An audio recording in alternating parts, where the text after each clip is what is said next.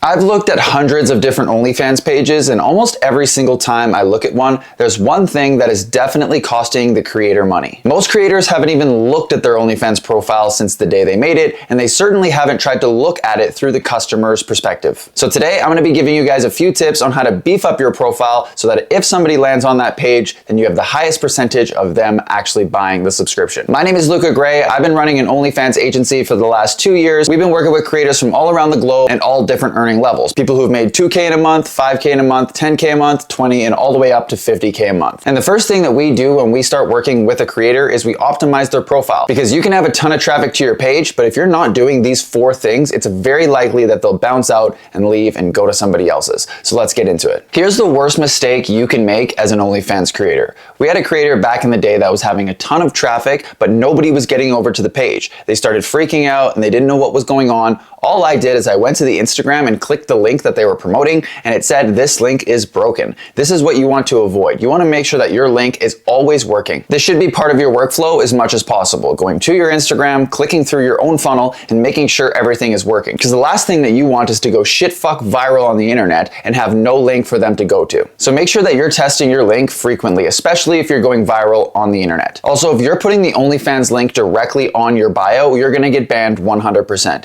You need to be using what we call a bridge page. You can use link.me. Essentially, it's like Linktree. Do not use Linktree. It's not very good, but it's a similar concept. You put your links within this link so that Instagram can't scrape it and crawl it to the website and know what it is. You need to be using bridge pages and make sure that those bridge pages look good, they have good photos, and the link is always working. Here's arguably the most important thing about optimizing your OnlyFans profile. When a fan reaches your page, what does he see? This is the cover photo, this is the profile photo, this is your bio, this is everything that they see when they click through to your link. When is the last time you went through that and you actually made changes to it? When's the last time that you tested it with a different cover photo or a different profile photo to see which one works better? A lot of people completely neglect this. For some reason, they just don't want to look at the page, but this is the last straw for your customers. This is the last stop right before they pull out their credit card and buy. So you need to make sure that that OnlyFans profile, all the visual aspects of it are working in your favor. What you should do is you should be modeling against the best creators in the space. Somebody like Lena the Plug, somebody like Sophie Rain, somebody like Camilla. All of these girls have amazing profiles and they're tested and they're proven because they're making so much money. So what you should be doing is looking at these profiles, looking at the poses, looking at the aspect ratio, how did they like themselves, what are they wearing? These are all clues that you should be using so that you can model success and not try to reinvent the wheel. You should be putting real effort into your profile photo, cover photo, and your profile in general, because this is the point when people have last minute resistance and they say,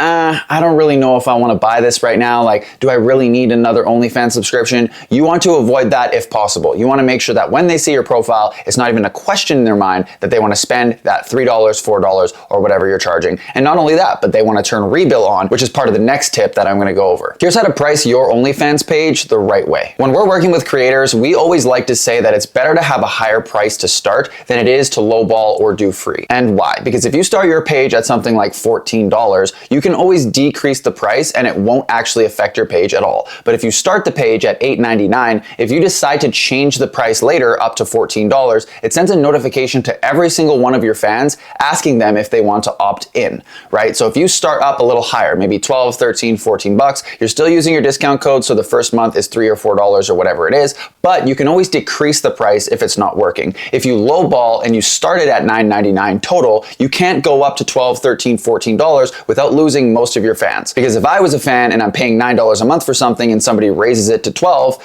or I forgot that I had the rebill on in the first place, I'm going to turn it off. So you want to make sure that you're not notifying these people when you're making price changes, and that only happens when you decrease the price and not when you increase the price. So when you're going to price your page, you should price it a little bit higher than you're comfortable with, because that gives you the ability to move downward if you need to. But if you price too low, you cannot move upward without letting every single one of your fans know that you're increasing the price, and a lot of them will churn out and leave. Here's why your OnlyFans feed is massively important to you making as much money as possible. When somebody is about to subscribe, it shows the amount of content that you have right above your name. If you have one photo and one video on there, do you think somebody's going to want to pay $10 for that? Or if you had 50 photos and 25 videos, people are naturally going to look at that and say, okay, it's $8, there's, 75 pieces of content there. This seems worth it. You need to make sure that your feed actually has something on it before you start driving traffic to it. This is why we talk a lot about building building your vault and building up the content that you're actually going to sell. Because you could go viral on the internet, on social media, on Twitter, and then all these people go there and you have nothing to sell them, you're behind the ball. So making sure that when somebody's about to subscribe that they see that little bar at the top and they see the amount of content that you have, you need to have at least 100, 75 at the absolute minimum, but you need to make sure that if somebody's contemplating spending that money on your page, that they're looking at it like, damn, there's got to be something in there for me. If there's 100 pieces of content, 75 photos and 25 videos, whatever the math is, there's got to be something that's there for them. That's what they want. They want to buy something and immediately have exactly what they were looking for. So make sure that your OnlyFans page has enough content on there to make it appetizing for your customers. Also, what's actually on the feed after they buy the subscription is very important as well. If you're running an NSFW page, you have to show some nudity on the page, or else people are going to buy it and they're going to immediately think this is a scam, they're going to turn off rebill, or they're just going to straight up cancel. You need to give the people what they want, but you can't give them so much that they can finish the job right then and there. Or they can finish the job the first time, but they ultimately want to do it again and again and again, and that's when they find that they need to go to chat to find your best videos. So generally what we do when we work with models is we make sure they have 100 pieces of content on the feed, 25% of all the content on the feed will be nudity, and 75 will be non-nudity. You do want them to say, damn, there is some pretty good shit in here, but I wonder what she has behind the scenes. And you purposely do that so they're forced to buy a PPV or buy in chat. The stuff on the feed is basically just meant to reduce buyer's remorse so they don't pay for your subscription and immediately bounce out and cancel. You want them to be like, damn, this is pretty good, I want to see what else she has, and coincidentally, the only place they can find that is by buying it in chat. So to recap everything we talked about in this video, number one to optimizing your OnlyFans profile is you need to make sure that you have the right links on your social media and they actually work. You should be checking this frequently because if you go viral and your link is broken, you're losing out on a ton of traffic. Second, the profile photo, the cover photo, the bio of your OnlyFans profile and your bridge page need to be bumping up the buying temperature of your customer. Every single step that you try to put them through is harder and harder and it takes more effort, so they need to get more and more hungry for what you're selling. So you need to go spicier and spicier and spicier until they finally land on the OnlyFans page, and at that point they have no choice but to unlock and subscribe. You also want to set your price higher than you're comfortable with because you can always decrease it without letting every single one of your fans know. If you lowball the price trying to get fans in, when you try to increase it later, it'll let them all know you've increased the price and most people will turn rebill off. And the last thing is you need to make sure you have an adequate amount of content on your page for two different reasons. One, when somebody's about to subscribe, they can see exactly how much content you've already uploaded to the feed.